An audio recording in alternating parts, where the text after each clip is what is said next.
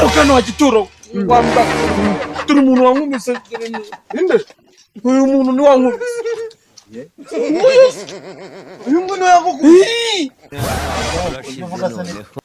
uyu wankubise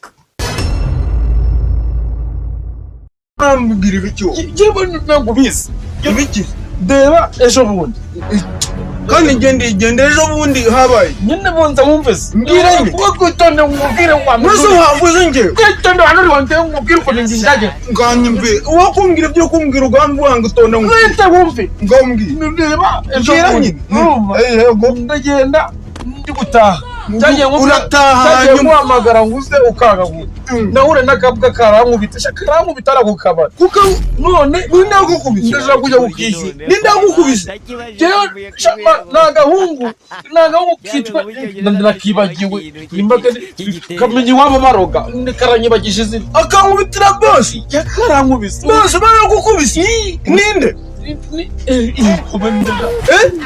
ninda nyo nakuri boss ninde ni mayoyo goro ni matika tinde kasa nana kibaje cyara tugende mukwereka tugende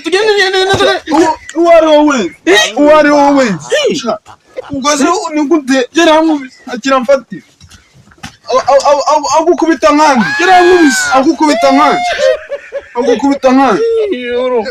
mera neza ubundi wongeye kukwigisha karate sibyo uzajya umenya ukuntu ukubita abantu none so ndakubwiye ngo uzingo wemera neza itonde ndajya nkwereka ahantu uzajya upima ingumi ku buryo umunsi umwe nawe umaraza utazarenga adapfuye agiye kunkubita uhinda zo gukubita kandi niyo mpamvu bagomera no mu nzira no mu kabari ntabwo wowe wize karate uretse mbanze nkwere tugiye kunkubita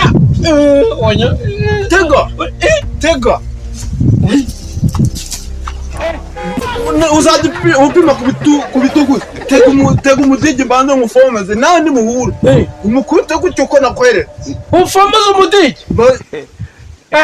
aya ugiye kunkubita mbazana ahantu umereza hano tugende ngwereka umuntu wankubise azagukindagura tugende ngwereka umuntu wankubise umuntu yagukubise iyo mbwa zana hano tugende ushaka gukubisa ariko uguhora ibiki ntabwo mbizi akabwa karankubise igicucu iyo ngege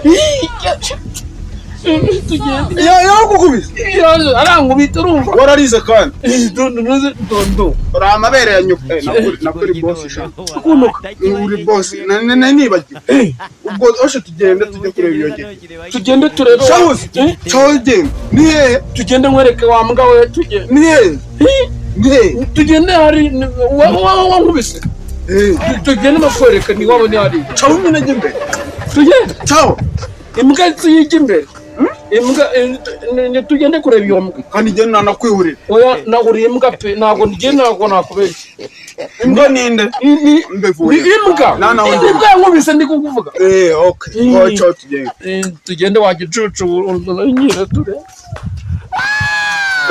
nuvuze ngo tugende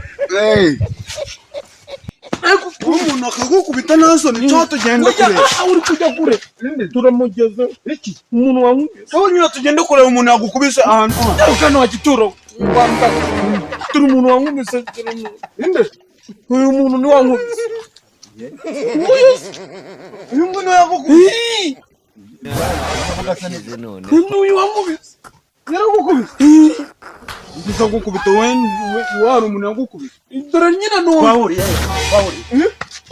oye twebwe arakuzanye rero twebwe tugiye kwiyahirira ubwatsi bw'inka sibyo twebwe tugiye kwahira ubwatsi bw'inka mwari muje kunkubita urungu niba gwanywa ibiseye ruko kugenda ruvanga abantu bararukubise simbizi twebwe tugiye kwahira waje tukagenda kwahira wazanye urukero rwo turibwo katisha ubwatsi waruzanye ko nako buguruza ahubwo kwanza none ugiye kubakubitara none ko kugira ngo mugende ariko naragukubitse kare twahuriye hari nako wabuse none irambwa umukozi wawe waruzanye kugira ngo mugite irambwa waruzanye ntabwo mwari muje kunyita tugiye guca ubwatsi